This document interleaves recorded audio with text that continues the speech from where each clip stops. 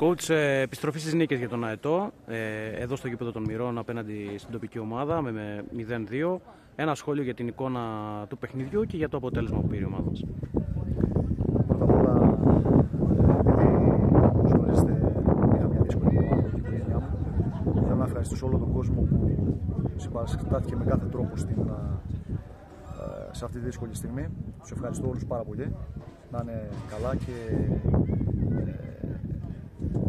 νομίζω ότι αυτό είναι που κρατάμε συνολικά από το ποδόσφαιρο και από την ασχόληση με αυτό. Τώρα, το σημερινό παιχνίδι, θα έλεγα ότι σήμερα ήταν μια νίκη από αυτές που λέμε επαγγελματική. Απέναντι σε μια ομάδα που ξέραμε πόσο πολύ ήθελε το αποτέλεσμα. Εμείς, παρότι μπήκαμε καλύτερα νομίζω στον αγώνα, στον πρώτο τέταρτο, χάσαμε τις δύο πρώτες ευκαιρίες του μάτς.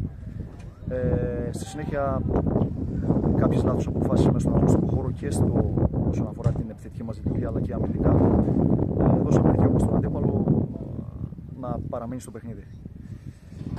Τα δύο γκολ πετύχαμε σε πολύ κρίσιμα σημεία του παιχνιδιού. Στο τέλος του πρώτου ημιχρόνου και στην αρχή του δεύτερου, νομίζω ήταν αυτά που τελικά ξεκλείδωσαν την αντίπαλη άμυνα.